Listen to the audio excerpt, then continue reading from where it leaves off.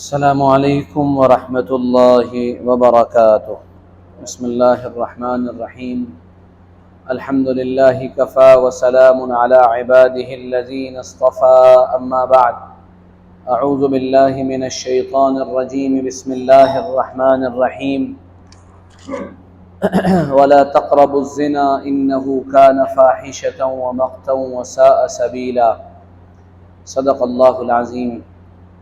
وقال رسول الله صلى الله عليه وعلى آله وأصحابه وسلم: إنما الأعمال بالنيات وإنما لامرئ ما نوى فمن كانت هجرته إلى الله وإلى رسوله فهجرته إلى الله وإلى رسوله أو كما قال صلى الله عليه وسلم إلى آخر الحديث. اللهم صل على محمد وعلى آل محمد كما صليت على إبراهيم وعلى آل إبراهيم إنك حميد مجيد.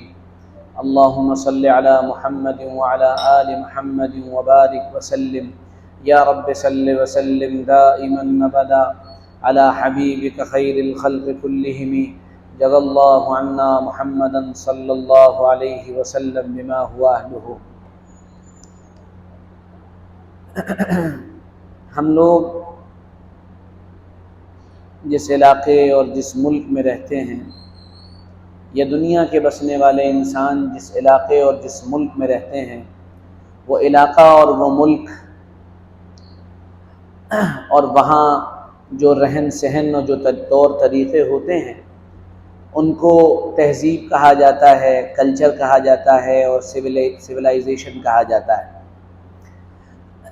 یہ بات بہت یاد رکھنے کی ہے، اور یہ بڑی عجیب و غریب بات بھی ہے کہ دنیا میں جتنی تہذیبیں اور جتنے کلچر اور جتنی سویلائزیشنز آئی ہیں، ایک وقت ہوتا ہے جب ان کا عروج ہوتا ہے، اور پھر ایک وقت ہوتا ہے جب ان پر زوال آ جاتا ہے اور وہ ختم ہو جاتی ہے۔ آپ نے اگر تاریخ پڑھی ہوگی تو تاریخ میں آپ نے یہ دیکھا ہوگا اور پڑھا ہوگا کہ ایک بڑی مشہور پوری کی پوری سویلائزیشن تھی جس کا نام تھا ہڑپا، جو آج کل پاکستان میں موجود ہے۔ ایک پوری سویلائزیشن تھی، اس کا نام تھا موہن جوداڑو۔ اسی طرح ایک بہت مشہور تہذیب دنیا میں گزری ہے جس کو ہم رومن تہذیب کہتے ہیں، یونانی تہذیب کہتے ہیں، یونانی کلچر کہتے ہیں۔ ایک دور میں ایسا لگتا تھا کہ یہ ختم نہیں ہوں گے اور ان پر زوال نہیں آئے گا، لیکن وقت کا پہیہ جب چلتا ہے تو انسان ختم ہو جاتا ہے، وہ طور طریقے ختم ہو جاتے ہیں، اور وہ ساری کی ساری تہذیبیں، ان کے طور طریقے مٹ جایا کرتے ہیں، کیونکہ اس کارگاہ ہستی میں ایک اٹل اصول ہر وقت چلتا ہے، اور وہ یہ ہے کہ ثبات بس تغیر کو ہے۔ صرف اس زمانے میں تبدیلی ہی اس کائنات کی سب سے بڑی سچائی ہے۔ چیزیں ہر دم بدلتی رہتی ہیں، ہم اور آپ بدلتے رہتے ہیں، یہاں تک کہ 10 سال میں پورا انسان بدل جاتا ہے، یعنی اس کے اندر کے جو سیلز ہیں وہ سب بدل جاتے ہیں اور ایک نیا انسان بن جاتا ہے۔ اور جتنی بھی تہذیبیں دنیا میں ختم ہوئی ہیں ان کے بارے میں ایک جملہ یاد رکھیے گا، اور یاد رہ جائے تو اس کو اچھی طرح اپنے پاس نوٹ بھی کریے گا۔ تہذیبیں مرتی نہیں ہیں بلکہ خودکشی کرتی ہیں۔ کسی کلچر اور کسی سویلائزیشن پر موت نہیں آتی ہے بلکہ وہ خودکشی کرتی ہیں، سوسائڈ کر لیتی ہیں۔ یہاں آج کے اس پورے بیان میں ایک بہت اہم بات کی طرف میں اشارہ کروں گا۔ ہم وہاں تک پہنچ جائیں تو بہت اچھا رہے گا اور ہمیں بہت کچھ سمجھ میں آ جائے گا۔ قرآن پاک کو سمجھنے کا ایک خاص طریقہ یہ ہے کہ قرآن جو بات کہہ رہا ہوتا ہے، ہم کو اس بات کو پڑھ کر پہلے سمجھنا چاہیے، اور پھر یہ دیکھنا چاہیے کہ قرآن نے یہ جو بات کہی ہے، یہ بات دنیا میں کیا کسی قوم کے ساتھ پیش آئی ہے یا آ رہی ہے، یا جو بات قرآن کہہ رہا ہے، قرآن کی بات کتنی اٹوٹ سچائی کے ساتھ دنیا کے سامنے آتی ہے لیکن دنیا اس سے منہ پھیر لیتی ہے۔ میں نے جو آیت پڑھی ہے وَلَا تَقْرَبُوا الزِّنَا، زنا کے قریب بھی مت جانا۔ کیوں مت جانا؟ إِنَّهُ كَانَ فَاحِشًا، یہ ایک بڑی بری چیز ہے، گندی چیز ہے، گھنونی چیز ہے، اور ایک بڑی گندی راہ ہے، بہت ہی بری راہ ہے۔ بظاہر یہ بات جب بولی جاتی ہے کہ زنا بری چیز ہے، تو آج کی تہذیب اور آج کا جو کلچر ہے جس میں ہم اور آپ رہ رہے ہیں، وہ ہمارا اخبار بھی ہے، وہ ہمارا سماج بھی ہے، وہ ہماری سوسائٹی بھی ہے، وہ ہمارا ٹیلی ویژن بھی ہے، وہ ہمارا میڈیا بھی ہے، وہ ہمارا سوشل میڈیا بھی ہے، یہ سب کچھ ہے، یہ ہمارا سماج اور معاشرہ ہے جس سے ہم بن رہے ہیں۔ وہاں ایک تصور یہ ہے کہ انسان کو چونکہ فری ول ملی ہے، آزادی ملی ہے، تو وہ اپنی آزادی کا کیسا بھی استعمال کر سکتا ہے، غلط بھی کر سکتا ہے، صحیح بھی کر سکتا ہے، وہ آزاد ہے۔ اور اس آزادی کے ایبسولوٹ اختیار کرنے کے نتیجے میں دنیا کہاں پہنچ رہی ہے اس پر ہم غور نہیں کرتے ہیں۔ جیسے انسان کو آزادی ملی کہ وہ پاک دامنی کی زندگی جیے یا زناکاری والی زندگی جیے، تو دنیا زناکاری کی زندگی کی طرف جا رہی ہے۔ اب غور یہ کرنا ہے کہ قرآن زنا کو اتنا برا کیوں کہہ رہا ہے، یہ سوچنے کی بات، اور اس کو دنیا کی موجودہ جو تحقیقات ہیں ذرا ہم اس کو سامنے رکھیں گے، اور پھر اس کے بعد دیکھیں گے کہ قرآن نے یہ بات آخر کیوں کہی۔ بظاہر اگر آپ غور و فکر کریں اور ذرا سا سوچیں، تھوڑا سوچیں، زیادہ نہ سوچیں، تو آج دعوت یہ دی جاتی ہے کہ ایک لڑکا اور ایک لڑکی اپنی مرضی سے اگر زندگی گزار رہے ہیں تو آپ کون ہوتے ہیں ہماری آزادی کو ڈسٹرب کرنے والے؟ اگر ایک لڑکا اور ایک لڑکی شادی سے پہلے غلط تعلقات رکھ رہے ہیں تو پھر آپ کون ہیں ان دونوں کے درمیان حائل ہونے والے، ان میں رکاوٹ ڈالنے والے؟ میڈیا بھی یہی بات بولتا ہے، اخبار بھی یہی بات بولتے ہیں، سیلیبریٹیز بھی یہی بات بولتے ہیں، لکھنے والے بھی یہی بات بولتے ہیں، مصنف بھی یہی بات بولتے ہیں، اخبار کا نامہ نگار بھی یہی بات بولتا ہے، جرنلسٹ بھی یہی بات بولتے ہیں۔ آپ نے سنا ہوگا اکثر و بیشتر، اور بظاہر معقول بھی لگتا ہے، ذرا ایک ریشنل بات لگتی ہے کہ ٹھیک ہے بھائی دونوں کی مرضی۔ ہمارے یہاں جملہ مشہور ہی ہے، جب میاں بیوی راضی تو کیا کرے گا قاضی، مرضی ہے۔ لیکن ہم یہی سمجھانے کی تھوڑی سی کوشش کریں گے اور آپ حیران رہ جائیں گے اس بات کو سن کر کہ قرآن نے جو اپنا کمنٹ دیا ہے زنا کے سلسلے میں وہ کتنا ایبسولوٹ ہے، وہ کتنا صحیح ہے، اور کتنا درست ہے۔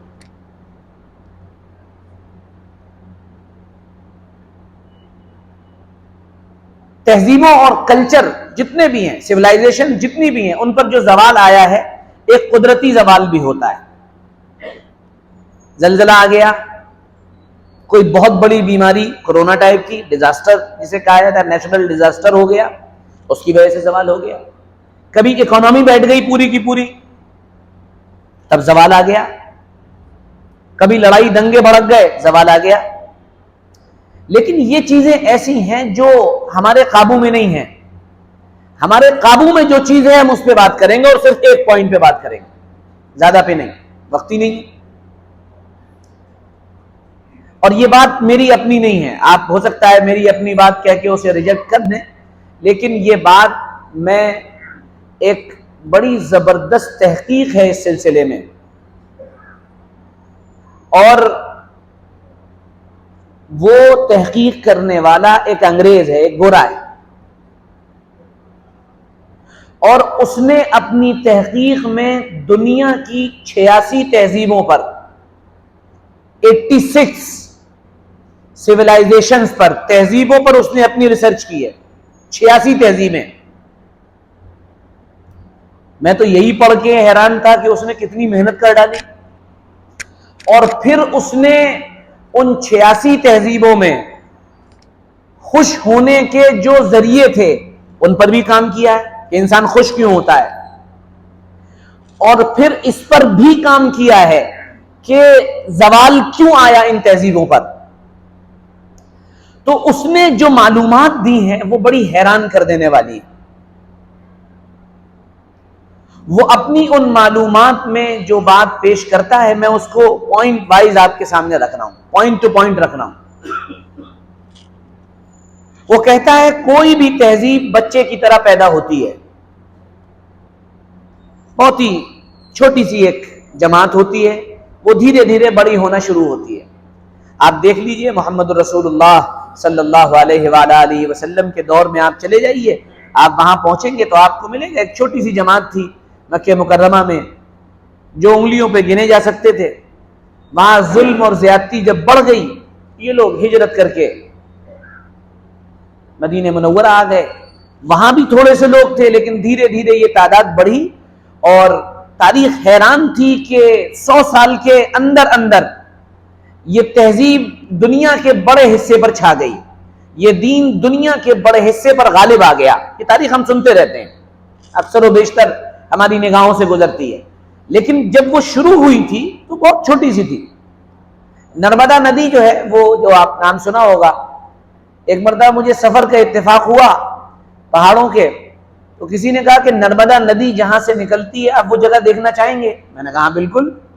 تو ہم وہاں پہنچے تو وہ ایک بڑا چھوٹا سا سوراخ تھا، اتنا بڑا، جہاں سے وہ نرمدا ندی نکل رہی تھی۔ اور پھر نرمدا ندی کتنی بڑی ہو گئی کہ تو آپ جا کے دیکھیے ان علاقوں میں جہاں سے وہ گزر رہی ہے۔ تو کوئی بھی چیز اسٹارٹنگ جو پوائنٹ ہوتا ہے اس کا بہت چھوٹا سا ہوتا ہے۔ کچھ لوگ ہوتے ہیں، کچھ لوگ سوچتے ہیں کہ کچھ کرنا ہے، وہ دھیرے دھیرے دھیرے دھیرے وہ جماعت بنتی چلی جاتی ہے۔ اور یاد رکھیے گا ایک بات، تبدیلی اور انقلاب کے لیے کوئی دو چار محلوں کی ضرورت نہیں ہوتی ہے۔ کچھ لوگ ایک چیز پر آ جاتے ہیں اور پھر وہ سامنے والوں کو اس کام کے کرنے پر آمادہ کر دیتے ہیں۔ کبھی موقع ملا تو میں لیڈرشپ پر بات کروں گا، اور چاہے 3-4 جمعے بات کروں گا، اور لگاتار آپ ہی کے یہاں جمعہ پڑھاؤں گا انشاءاللہ۔ لیڈر جو ہوتا ہے نا، اس کی ایک خصوصیت ہوتی ہے، وہ دوسروں سے یہ نہیں پوچھتا کہ مجھے کیا کرنا ہے، بتائیے صاحب اب آپ کا مشورہ کیا ہے، میں کیا کروں۔ سمرتکوں سے پوچھ کر اگلا قدم اٹھائیں گے، لیڈر یہ نہیں ہوتا۔ اگر آپ اسے لیڈر سمجھتے ہیں تو یہ کمزور لیڈر ہے۔ لیڈر وہ ہوتا ہے جو اپنا فیصلہ خود کرتا ہے اور پھر دوسروں سے وہ کروا لیتا ہے۔ آپ جا کے دیکھ لیجیے، میں آپ کو حوالہ دے دے رہا ہوں، آپ یوٹیوب پر جائیے، سرچ کریے، جان میکسویل سب سے بڑا سیاست کا ماہر ہے اس وقت، سب سے بڑا، سب سے زیادہ کتابیں اس کی سیاست پر ہیں۔ آپ پڑھ لیجیے جان میکسویل، خوب پڑھیے۔ تو چند لوگ تبدیلی لے آتے ہیں، اسی طرح ایک کلچر بنتا ہے۔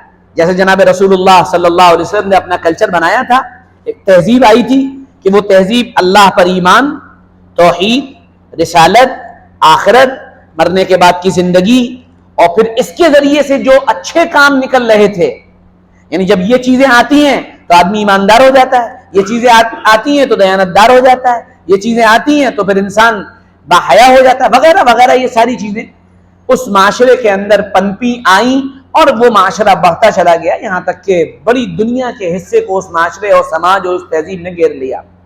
لیکن وہ جو میں نے عرض کیا کہ تہذیبیں خودکشی کرتی ہیں، یہ جملہ آخر تک ضرور یاد رکھیے گا، یہ بہت کام آئے گا۔ تو پہلی بات وہ یہ کہتا ہے کہ جب بھی کوئی تہذیب، کوئی سیولائزیشن اسٹیبلش ہوتی ہے، قدم جماتی ہے، تو وہ بہت تھوڑے سے لوگ ہوتے ہیں، وہ بچے کی طرح ہوتے ہیں، پھر وہ ترقی کرتے ہیں اور ترقی کرتے چلے جاتے ہیں، کرتے چلے جاتے ہیں، کرتے چلے جاتے ہیں، یہاں تک کہ ہر سمت ان کی ترقی ہوتی ہے۔ اگر وہ محنتی ہوتے ہیں، اگر وہ جفاکش ہوتے ہیں، اگر ان کے اندر صلاحیتیں ہوتی ہیں، اگر ان کے اندر کریٹیویٹی ہوتی ہے، اگر ان کے اندر تخلیق کاری ہوتی ہے، اگر وہ نئی نئی چیزیں کرنے کے عادی ہوتے ہیں، تو پھر وہ دنیا میں اپنی چھاپ چھوڑتے چلے جاتے ہیں۔ یہاں پر آ کر اس نے رک کر ایک عجیب بات کہی، اور آپ شاید اس بات کو سن کر بڑے حیران ہوں۔ وہ یہ کہتا ہے دنیا میں کوئی تہذیب اس وقت تک قائم ہی نہیں ہوتی، کوئی کلچر اس وقت تک اسٹیبلش ہی نہیں ہوتا، کوئی دنیا کی سبھیتا اس وقت تک اپنی جڑیں گاڑ نہیں پاتی زمین کے اندر، جب تک ان کی زندگی میں کوئی مقصد شامل نہ ہو۔ اس کو وہ کہتا ہے کلیکٹیو پرپس۔ کوئی 1 2 3 مقصد ان کے سامنے ضرور ہوتے ہیں جن کے لیے وہ کام کر رہے ہوتے ہیں۔ یہ جملہ بہت اہم ہے، میں کہتا ہوں پوری تقریر کا خلاصہ ہے یہ جملہ۔ اگر کسی قوم کو آپ کو دیکھنا ہے کہ وہ قوم کامیاب ہے یا ناکام، ہم سب اس میں شامل ہیں. آج جا کے اپنا ٹیسٹ کریے گا، اور ٹیسٹ سب کے سامنے نہیں، اکیلے میں کریے گا، تنہائی میں. گرمی ہو رہی ہے تو آپ شربت لے لیے گا، سردی ہوتی تو میں کہتا ایک کافی لے لیے گا، ایک راکنگ چیئر لے لیے گا، اور کمرے میں بیٹھ جائیے گا اکیلے، اور پھر سوچئے گا بیٹھ کر، خوب سوچئے گا، بار بار سوچئے گا، موبائل اپنے پاس سے ہٹا دیجئے گا، اور پھر خوب سوچئے گا کہ ہم کیا واقعی کامیاب لوگ ہیں یا نہیں ہیں. ہر کامیاب انسان یا ہر کامیاب تہذیب، اس کے پیچھے بنیادی طور پر ایک کلیکٹیو پرپس کام کر رہا ہوتا ہے. وہ 1 2 3 4 ہو سکتے ہیں. ایک ایمان والے کا دنیا میں آنے کا بنیادی مقصد یہ ہے اللہ راضی ہو جائے اور اللہ کا کلمہ غالب ہو جائے. رب راضی اور اللہ کے کلمے کو غلبہ مل جائے، یہ اس کا مقصد ہے. اب اس کا ہر کام انہی دونوں چیزوں کے ارد گرد ہو رہا ہوگا، اور جب بھی وہ ان دونوں چیزوں سے ہٹے گا، آپ دیکھیے گا اس کو کوئی نہ کوئی چیز انسسٹ کر رہی ہوگی، اس مقصد سے ہٹا رہی ہوگی. وہ شیطان بھی ہو سکتا ہے، وہ انسان کا اپنا نفس بھی ہو سکتا ہے، وہ آس پاس کے لوگ بھی ہو سکتے ہیں، اور وہ کوئی پارٹی بھی ہو سکتی ہے. سمجھدار لوگ ہیں. آج 12 تاریخ ہے کہ 11 ہے؟ آج 12 ہے، ٹھیک ہے، کل 13 ہے. اشارہ سمجھ گئے ہوں گے آپ لوگ. ہاں، بہت سمجھدار لوگ ہیں ماشاءاللہ. تو وہ کوئی پارٹی بھی ہو سکتی ہے جو اس کو اس کے مقصد سے ہٹا رہی ہوگی، یاد رکھیے گا. تو وہ یہ کہتا ہے جس تہذیب کے پاس، جس کلچر کے پاس، جس قوم کے پاس اس کا مقصد نہیں ہے، یہ اس کے بارے میں لکھو کہ اس کا ڈاؤن فال شروع ہو چکا ہے، اور وہ جتنا اپنے مقصد سے دور جا رہے ہیں اتنا وہ زوال کی طرف جا رہے ہیں. یہ بات لکھنے کے بعد وہ اور کچھ حیران کن باتیں بتاتا ہے. وہ یہ کہتا ہے کہ جب کوئی قوم ترقی کرتی ہے، کوئی تہذیب پھلتی پھولتی ہے اور اوپر چلی جاتی ہے، بہت اوپر چلی جاتی ہے، بہت اوپر چلی جاتی ہے، یعنی لوگ اس کی ترقی کو دیکھ کر اش کرنے لگتے ہیں کہ واہ سبحان اللہ الحمدللہ، ارے صاحب ہمارا جانا ہوا تھا فلاں ملک میں، وہاں تو یوں ترقی ہے، اور وہاں ایسا ہے، وہاں یوں ہوتا ہے، وہاں یہ کر لو یہ ہو جاتا ہے. جب یہ اش ہو رہا ہوتا ہے کسی تہذیب پر، جب وہ یہاں پہنچ جاتی ہے، یعنی اس کے پاس پیسہ، اسباب، دولت، یہ ساری چیزیں جمع ہو جاتی ہیں، تو پھر اس تہذیب کے اندر 2 طرح کے لوگ پیدا ہوتے ہیں. وہ کلچر 2 طرح کے لوگوں سے گویا کہ بھر جاتا ہے. ایک طبقہ وہ ہوتا ہے جو بہت تھوڑا سا ہوتا ہے، بہت تھوڑا، شرذمہ قلیلہ ہوتا ہے، بہت تھوڑا سا ہوتا ہے، بہت تھوڑا سا. اور ایک طبقہ وہ ہوتا ہے جو بہت بڑی تعداد میں ہوتا ہے. وہ کہتا ہے ایک چھوٹا سا طبقہ وہ ہوتا ہے، بہت چھوٹی سی جماعت وہ ہوتی ہے جو ترقی کے بعد، ذرا غور کریے گا اپنے اوپر، نیند آ رہی ہو تو سر اٹھا لیے گا. ویسے ہمارے بیان میں نیند نہیں آتی، آتی ہے؟ نہیں آتی. ہاں، تو ایک چھوٹا سا طبقہ وہ ہوتا ہے جو خوشحالی آنے کے بعد اپنے اوپر محنت شروع کرتا ہے، سیلف ایکچوالائزیشن پہ آ جاتا ہے. وہ اپنے اوپر محنت کرتا ہے. وہ کہتا ہے اللہ کا شکر ہے، پیسہ آ گیا، اسباب آ گئے، دولت آ گئی، گھر آ گیا، سب ہے، اب کیا کرنا ہے؟ اب مجھے اپنے اوپر معرفت ذات، اپنے اوپر محنت کرنی ہے. سن رہے اپنی دھن، پرائی دھنی کا پاپ نہ من. بھائی مجھے اپنے اوپر کام کرنا ہے. ہمارے طالب علم کہتے ہیں مولوی صاحب اب ہم کریں کیا؟ ابھی تم نے اپنے اوپر محنت شروع کی، ابھی تو تم نے اپنے اوپر محنت کا میم بھی نہیں شروع کیا. ذرا اپنے اوپر محنت کے دائرے کو ذرا سوچو، کس طرف سے محنت کرنی ہے. اخلاقیات پر محنت، جذبات پر محنت، دماغ پر محنت، عقل پر محنت، لکھنے پر محنت، پڑھنے پر محنت، بولنے پر محنت، اچھی زبان سیکھنے کی محنت، زبان یاد کرنے کی محنت، قرآن یاد کرنے کی محنت، احادیث مبارکہ ازبر کرنے کی محنت، تاریخ یاد کرنے کی محنت، غیر جو اعتراض کر رہے ہیں ان اعتراضات کے جواب دینے کی محنت، ان اعتراضات پر ان کی کتابوں میں کیا لکھا ہوا ہے اسے یاد کرنے کی محنت، ان کے صفحات یاد کرنے کی محنت، ان کا ایک پورا کا پورا حصہ اپنے دماغ میں اتار لینے کی محنت، بہت اچھا ایک انسان بننے کی محنت، ایک لیڈر بننے کی محنت، ایک اپنی شخصیت کو بنانے کی محنت. اپنے آپ کو اسمارٹ بنانے کی محنت، اپنی توند اور پیٹ اندر کرنے کی محنت، یہ ساری محنتیں کریے. اور کہتا ہے مجھے سمجھ میں نہیں آ رہا میں کیا کام کروں. تم کچھ مت کام کرو، تم مدینہ کالونی میں آؤ اور مولانا ساجی سے ملاقات کرو. آپ کو میرے پاس کوئی بزرگی کا تو میں دعویٰ نہیں کر رہا ہوں وہاں وہ مل جائے گا آپ کو. ہاں ایک بات ضرور ملے گی، آپ کو یہ پتا چل جائے گا کہ محنت کا سرا کہاں پر ہے اور ہمیں محنت کہاں پر کرنی ہے. بس میں اتنی بات کہنے کو تیار ہوں انشاءاللہ. تو یعنی جو ایک جب ترقی ہوتی ہے تو ایک بڑا چھوٹا سا 1-2% لوگ وہ ہوتے ہیں جو اپنے اوپر محنت کے لیے نکل جاتے ہیں، اور جتنی تعداد میں بھی وہ ہوتے ہیں وہ کامیابی اور ترقی کی سیڑھی چڑھتے چلے جاتے ہیں. یاد رکھیے گا جس نے خود کو محنت کا میدان بنا لیا وہ چمکنا ہے. آج کل پرسوں 2 سال 4 سال وہ ایک مقدر کی بات.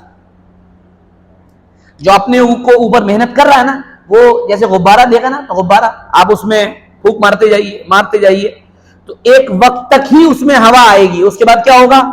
غبارہ پھٹ جائے گا. آپ اپنی شخصیت پہ محنت شروع کریے، کرتے جائیے اور آپ کو لگے گا کہ یہ محنت کہیں اور جا رہی ہے، لیکن ایک وقت آئے گا کہ وہ غبارہ پھٹے گا اور آپ کی شخصیت سامنے آ جائے گی. بھئی یہ کون ہے؟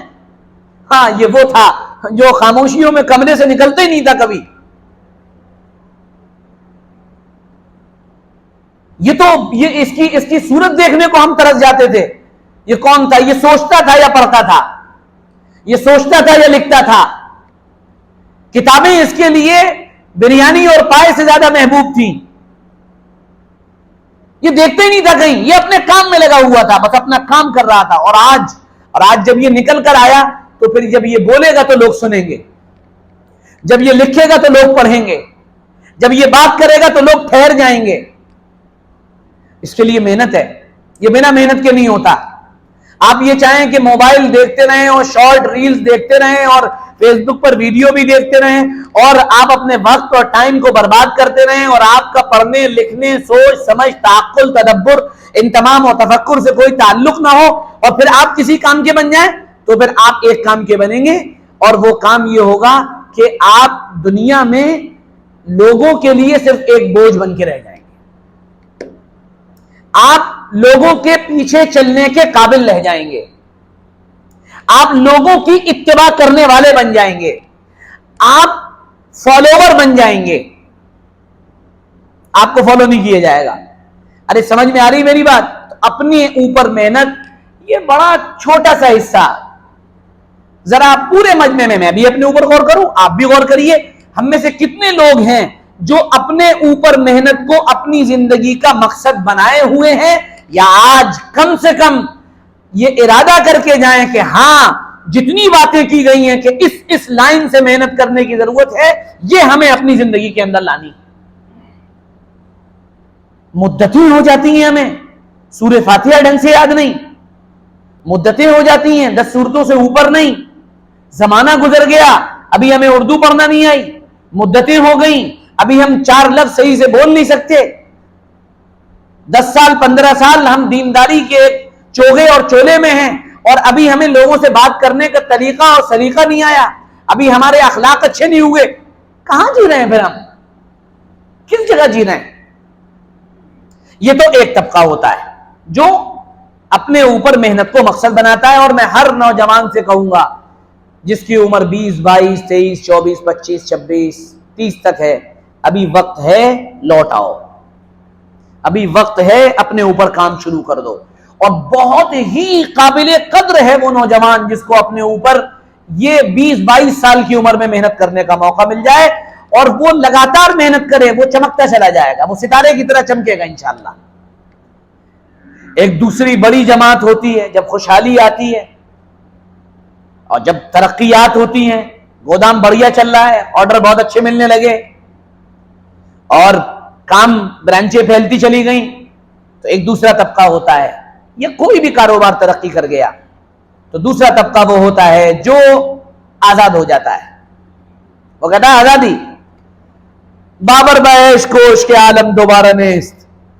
بابر صاحب جنگل میں پڑے ہوئے ہیں اور جنگل میں جا رہے ہیں ہفتے میں ایک دن، اور اور ایک بہت شاندار گڈھا کھودا جاتا ہے، اس کے اندر پلاسٹک وغیرہ بچھائی جاتی ہے اور اس کے اندر شراب ڈال دی جاتی ہے، اور ساتھ میں لڑکیاں اور عورتیں ہوتی ہیں، ناچنے گانے والیاں ہوتی ہیں، اور اس کے بعد ساتھ میں ساتھ شراب چل رہی ہے کہ بابر بیش کو اس کے عالم دوبارہ نہیں، بابر عیش کرو دنیا دوبارہ نہیں ہے۔ ایک طبقہ وہ ہوتا ہے، بابر نے توبہ کر لی تھی بعد میں، ہاں میں اس لیے کہہ رہا ہوں کہ یہ ویڈیو کلپ کبھی کبھی لوگ کاٹ کے بھی چلا دیتے ہیں، بڑے مہربان ہوتے ہیں۔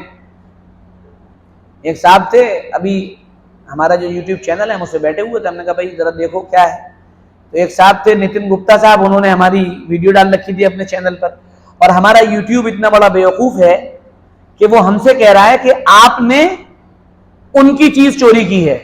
سبحان اللہ، بولنے والا میں، میرا چینل، وہ میری چیز ڈال رہا ہے اور یوٹیوب ہم سے کہہ رہا ہے چور آپ ہیں۔ تو یہاں کچھ بھی ہو سکتا ہے، یہاں چور جو ہے وہ سفید کالر والا بن سکتا ہے اور سفید کالر والا چور بن سکتا ہے، کچھ بھی ہو سکتا ہے، everything is possible there, ہر چیز یہاں پر ممکن ہے۔ تو ایک طبقہ آزادی کی طرف چلا جاتا ہے، اور بڑا طبقہ وہی ہوتا ہے، بہت بڑا طبقہ وہ ہوتا ہے جو آزادی کی طرف چلا جاتا ہے، وہ کہتا ہے بس اب مزے کرو۔ اور آپ حیرت میں پڑ جائیں گے، یہ تحقیق کرنے والا، اس کا نام جے ڈی انون ہے، یہ کہتا ہے، اس کی کتاب کا نام بڑا بھدا سا ہے، مجھے مسجد کی ممبر پہ وہ نام لینا اچھا نہیں لگ رہا، جے ڈی انون کر کے آپ اس کی کتاب سرچ کیجئے گا۔ وہ یہ کہتا ہے کہ میں نے جو دنیا کی 86 سیولائزیشن کو پڑھا اور تحقیق کی میں نے، تو میں نے اس میں یہ پایا کہ جو لوگ آزادی کی طرف جاتے ہیں ان کے کلچر اور ان کی تہذیب پر زوال آتا ہے۔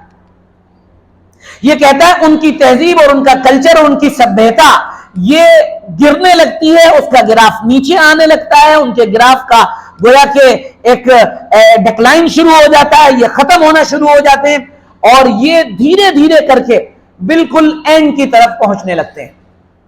وہ کہتا ہے جو لوگ آزادی کے قائل ہیں، جو لوگ آزاد زندگی کے قائل ہیں، اس نے تو حیرت میں ڈال دیا۔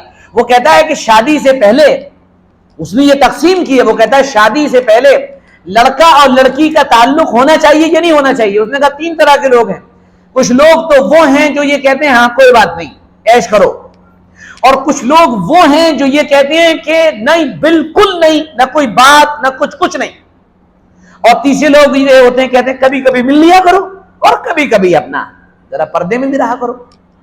وہ کہتا ہے یہ دونوں لوگ جو یہ کہتے ہیں موج کرو اور جو یہ کہتے ہیں کبھی کبھی مل لیا کرو، ان دونوں کے اندر صلاحیتیں کم ہو جاتی ہیں، کریٹیوٹی کم ہو جاتی ہے، تخلیق کم ہو جاتی ہے، کام کرنے کی صلاحیت جو انسان کو اللہ نے جذبہ دیا ہے وہ مرنے لگتا ہے۔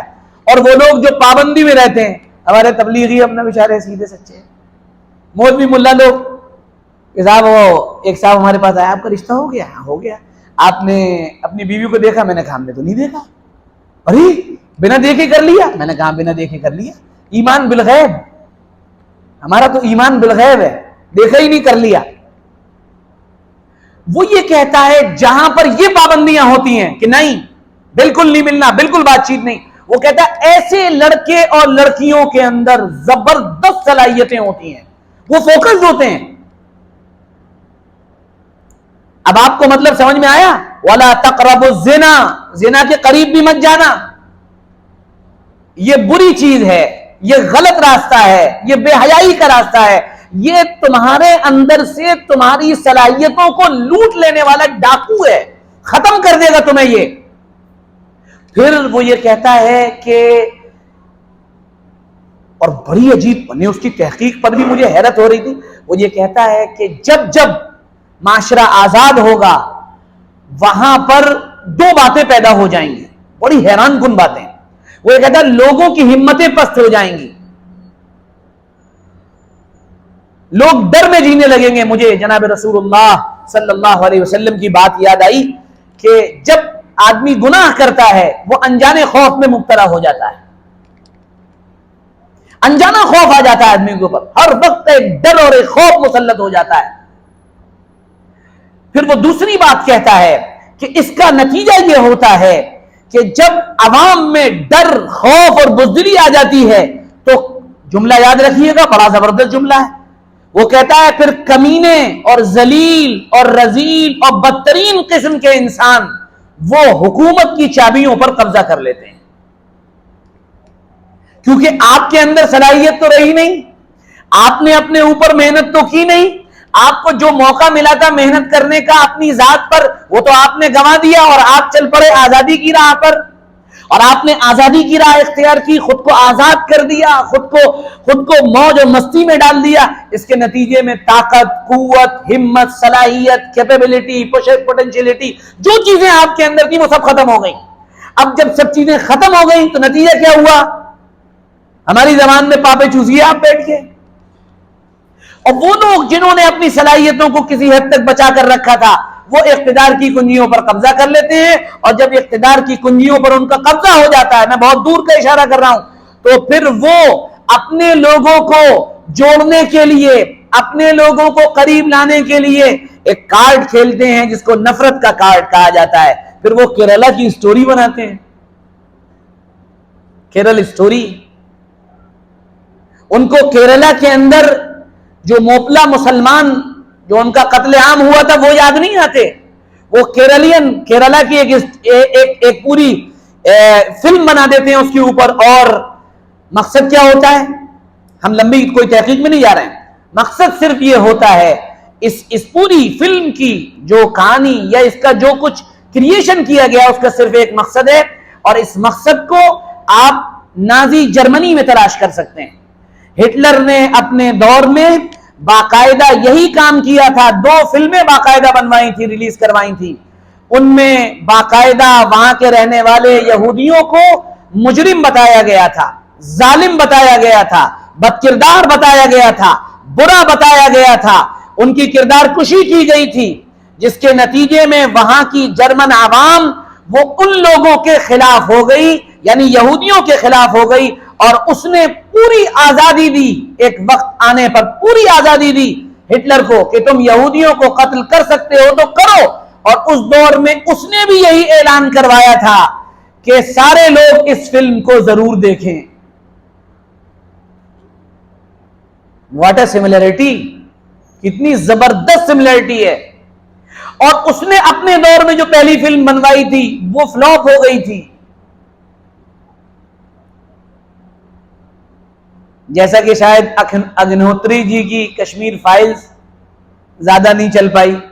دوسری فلم کامیاب ہوئی تھی، کیرلا میں ابھی تک یہ نفرت نہیں پہنچ پائی ہے، وہ اس کے ذریعے سے کریٹ کی جا رہی ہے۔ ملک میں الیکشن کی تیاری ہو رہی ہے، اور باقاعدہ کوچنگز میں جا جا کر نفرت پھیلانے والے لوگ سارے طلبہ سے کہہ رہے ہیں، لڑکوں سے کہہ رہے ہیں، لڑکیوں سے کہہ رہے ہیں، بچوں اور بچیوں سے کہہ رہے ہیں کہ یہ فلم آپ کو ضرور دیکھنی ہے، اس کے ذریعے سے نفرت کا سودا بیچا جائے گا۔ لیکن یاد رکھیے گا، خوب یاد رکھیے گا، ہونا تو وہی ہے جو میرا اللہ چاہتا ہے، ہوگا تو وہی جو میرا رب چاہتا ہے، کیونکہ وہ بادشاہوں کا بادشاہ ہے، وہ شہنشاہوں کا شہنشاہ ہے، وہ کب کس کو اتار دے اور کس کو چڑھا دے یہ سب اس کے اختیار میں ہے۔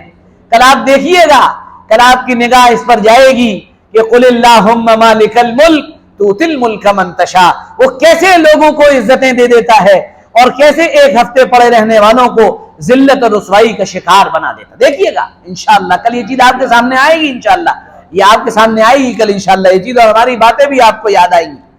تو اس کے نتیجے میں کمینے لوگ قبضہ کر لیتے ہیں، اور پھر وہ نفرت کا سودا بیچتے ہیں، اور پورا کا پورا معاشرہ، پورا کا پورا سماج نفرتوں کا شکار ہو جاتا ہے۔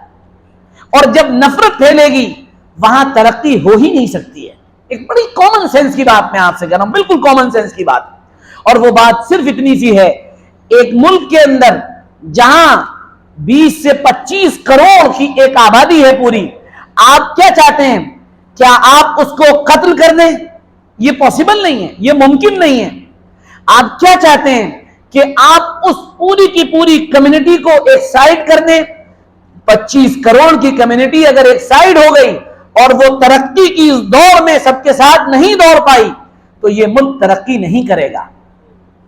ہم ملک کے وفادار ہیں اور ہمیں اس کے لیے کسی کے سرٹیفکیٹ کی ضرورت نہیں، ہم خیر خواہ ہیں، اور ہم اس بات کو بار بار جگہ جگہ کہیں گے کہ اس ملک کی بقا اس میں ہے کہ یہاں عدل اجتماعی اور سوشل جسٹس قائم ہونا چاہیے، سب کو انصاف ملنا چاہیے، سب کو برابری ملنی چاہیے، سب کو برابر کے اختیارات ملنے چاہیے، سب کو دوڑنے کے لیے برابر کے موقع ملنے چاہیے۔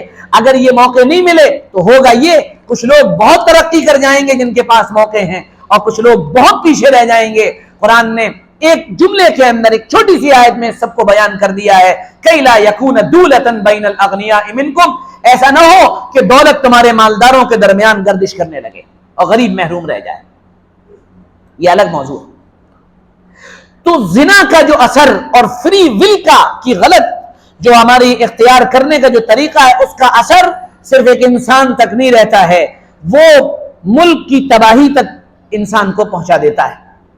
ہم کو صرف اس بات پر غور کرنا ہے اور قرآن کریم کی ان تعلیمات پر غور کرنا ہے کہ قرآن نے کتنے چھوٹے سے اور خوبصورت پیرائے میں پوری بات سمجھا دی ہے کہ دیکھو زنا کے قریب مت جانا، یہ بری چیز ہے۔ اب اگر ہمیں اپنی بچیوں کو یہ سمجھانے کی کوشش کرنی پڑے کہ تم کو حجاب پہننا ہے اور تم کو برقع پہننا ہے اور وہ ہم سے اف اور بٹ کریں، تو اس کا مطلب یہ ہے کہ ہماری تربیت میں بنیادی طور پہ کمی رہی ہے۔